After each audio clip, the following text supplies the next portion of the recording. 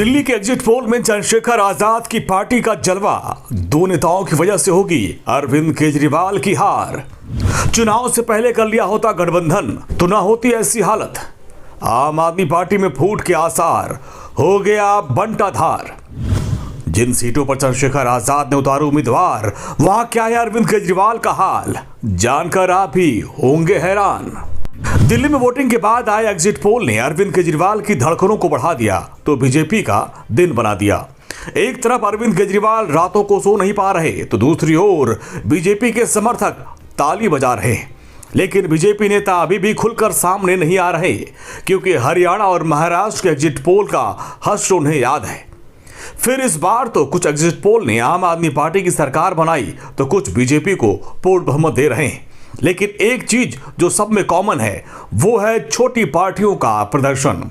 जैसे ओवैसी ने 2 सीटों पर आम आदमी पार्टी के साथ खेला किया है, वैसे चंद्रशेखर आजाद की पार्टी ने 10 सीटों पर अरविंद केजरीवाल को औंधे मुंह गिरने पर मजबूर किया और असली चुनाव यही घूमा।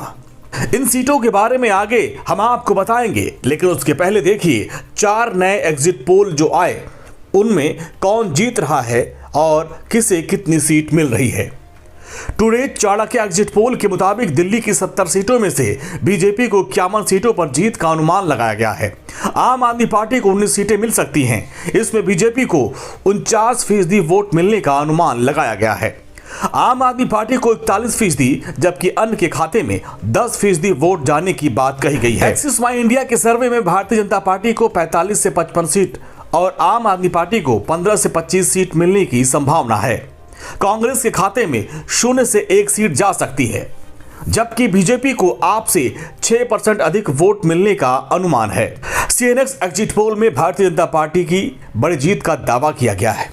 एनडीए गठबंधन को 49 से 61 सीट, आम आदमी पार्टी को 10 से 19 सीट और कांग्रेस को 0 से 1 सीट मिलने का अनुमान लगाया गया है। डीवी रिसर्च के सर्वे में भारतीय जनता पार्टी को 36 से 44 सीट मिलने का अनुमान है। वहीं आम आदमी पार्टी को 26 से 34 सीट मिलने की बात कही गई है। वहीं कांग्रेस के खाते में एक बार फिर से कोई सीट नहीं मिलती नजर आ रही है, लेकिन आम आदमी पार्टी ये मानने को तैयार नहीं है। उसका कहना है कि अगर बीजेपी जीत रही है तो हमारे विधायकों को तोड़ने की कोशिश क्यों की जा रही है। आम आदमी पार्टी के एक उम्मीदवार ने बीजेपी पर 15 करोड़ रुपए के ऑफर देने का आरोप लगा दिया। नमस्कार साथियों, मैं एक बात बहुत स्पष्ट कहना चाहता हूं। मैं श्री अरविंद केजरीवाल जी के साथ था, हूं और रहूंगा।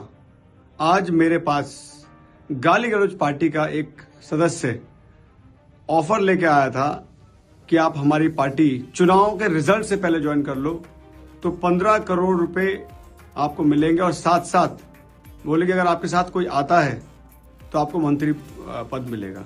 मैं एक बात कहना चाहता हूं कि जब उनकी सरकार बन रही है तो क्या जरूरत पड़ गई इनको आज हमारे पास आने की, जब पूरा टीवी पूरा मीडिया दिखा रहा है कि इनकी 50 सीटें आ रही हैं, 55 सीटें आ रही हैं, तो क्यों इनको हमारे पास आना पड़ रहा है। मैं बताना चाहता हूं ये सिर्फ और सिर्फ झूठ का पुलिंदा है।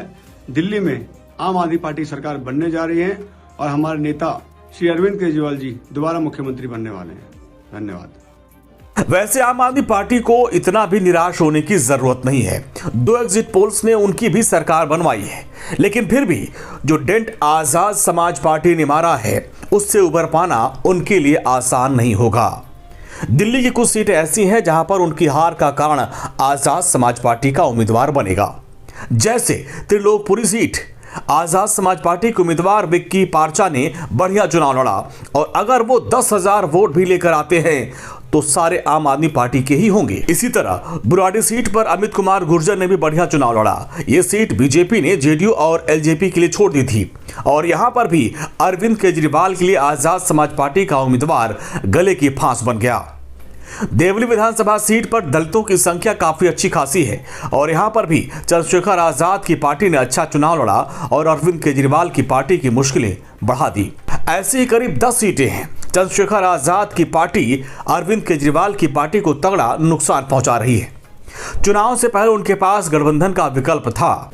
एक बार बात चली भी थी, लेकिन वो इतने आत्मविश्वास में थे कि कांग्रेस के साथ भी गठबंधन नहीं किया तो चंद्रशेखर आजाद से क्या करते। लेकिन चंद्रशेखर आजाद ने चुनाव के दौरान ही कह दिया था कि इस चुनाव में हम हराने के लिए लड़ेंगे और अपने वोट की ताकत का अंदाजा कराएंगे। उसके बाद आप लोग देख लेंगे, क्योंकि ये वोट की ताकत है जो आज हर कोई जय भीम बोल रहा है, वरना इन बस्तियों में कभी कोई नहीं आता। ये ऐसा लगता है ये दिल्ली दिल्ली नहीं है, ये अलग दिल्ली है और अमीरों के लिए वो अलग दिल्ली है जहां हम लोग घूमते हैं, जहां हमें जो है संविधान के वजह से जाने का मौका मिला है। आप ये सोचो ये वोट का अधिकार नहीं होता, ये हमारी समस्या क्यों सुनते, ये हमारे लिए वादे क्यों करते, हमारे बीच में क्यों आते, ये कहते राजनीति बहुत बुरी है। हमारे लोग तो राजनीति में है नहीं, ये सारे लोग राजनीति में कब्जा करके बैठे हैं, क्योंकि ये जानते हैं इस देश में जो कुछ है वो राजनीति है। और ये बाबा साहब अम्बेडकर ने भी कहा, political power is the master की, इट इज द मास्टर की, by which can you open each and every door of your success. यानी कि राजनीतिक सत्ता वो चाबी है जिसके द्वारा आप अपनी परेशानियों के सारे हल खोल सकते हैं, अपनी सारी परेशान सारे दरवाजे जो आपकी परेशानियों के बंद है उनको खोल के और अपनी जिंदगी में आत्मसम्मान की जिंदगी प्राप्त कर सकते हैं। ये समझदार लोग हैं। चंद्रशेखर आजाद हमेशा कांशीराम का एक उदाहरण देते हैं। वो कहते थे कि पहला चुनाव हारने के लिए लड़ा जाता है, दूसरा चुनाव हराने के लिए और तीसरा चुनाव जीतने के लिए लड़ा जाता है। इसलिए चंद्रशेखर आजाद की असली तैयारी 2027 के लिए यूपी की है, और जिसके लिए वो 15 मार्च से यूपी की यात्रा पर निकलने वाले हैं। लेकिन दिल्ली के नतीजे 8 फरवरी को आने को हैं, और तब तक आप कमेंट करके बता सकते हैं कि आजाद समाज पार्टी कितने सीट जीत सकती है और दिल्ली में इस बार किसकी सरकार बनेगी। Bureau report, Indian news.